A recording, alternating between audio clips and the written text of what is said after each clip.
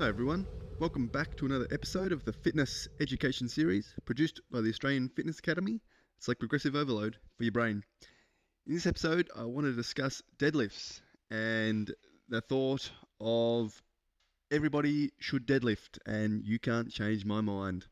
And I think it's a good topic. Obviously, there's probably a few circumstances where someone should avoid the deadlift and not do it. But in essence, I pretty much believe that, yeah, in this statement, in some way or another, in terms of everybody should deadlift, um, I think it's important to tailor it to individuals, where they're at in their fitness journey, their competency in resistance training, and their experience and their body type. But in general, there's so many benefits to deadlifting that it's for a large proportion of the population, if they develop the ability to deadlift or start a program or working with a personal trainer in a gym with the goal of progressing to the ability to deadlift, it is going to help with so many things.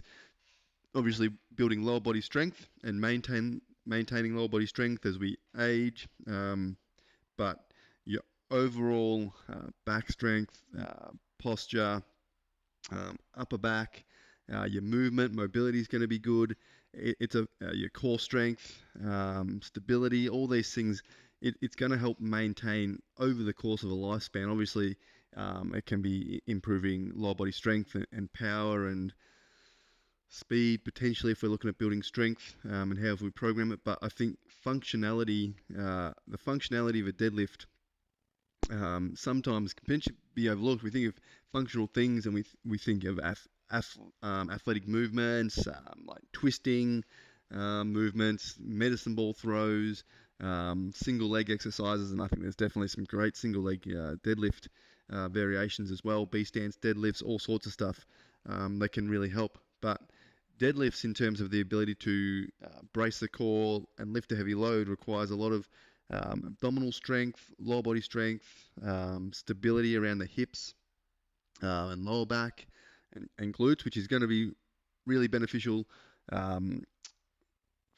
throughout our lifespan. And as we get older age, it's going to help maintain bone mineral density, all these sort of things. And I think so. It's a very cool concept around reasons to implement deadlifts. It's a great posterior train exercise and a lot of bang for the buck generally. Again, certain goals and things like that may not be as suited to the deadlift,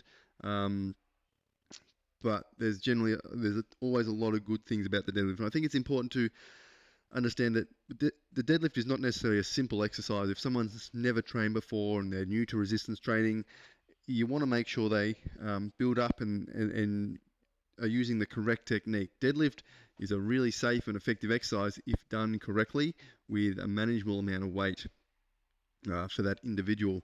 And if they're going to be pushing the weight up and heavier, we need their technique to be sound and their form to be good and not break down. It's when we do deadlifts with incorrect technique or poor technique or technique breakdown that we potentially start to see more load through the lower back and things like that, which is what we don't want. But deadlifts with good form are really, really beneficial in the long term. And I think it's, if you have a client who's training for longevity or general health, or they're just beginning a program, developing their skills and ability to deadlift allows you to do a whole range of exercises.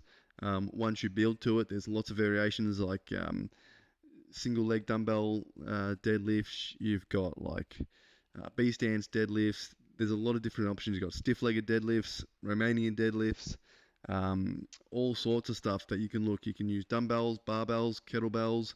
A good deadlift allows you to have probably the technique and coordination to do kettlebell swings, all sorts of stuff. So the ability to hip hinge and do a deadlift is a fundamental skill, I think, that everybody should learn. Because once you can apply it and you can deadlift, it's going to allow you to maintain that and build that lower body strength and total body strength over your lifespan and maintain a good level of functionality for as long as possible. So I think it's important to obviously build someone up to deadlifts, but think of variations, whether it's trap bar deadlifts are also a good option for people learning. Start light, get the technique right, potentially start with RDLs to learn that hip hinge movement. Make variations so the deadlifts are not from as low or not from the ground if someone's sort of got less mobility, or depending on sort of limb length and all these sorts of things. Find a variation that suits someone where they're at, and then slowly start to build the skills and technique from there. And then you can slowly start to add variety, add some increase the intensity and that sort of thing, so we can get people progressing. But yeah, don't be afraid to start someone on the journey of deadlifting.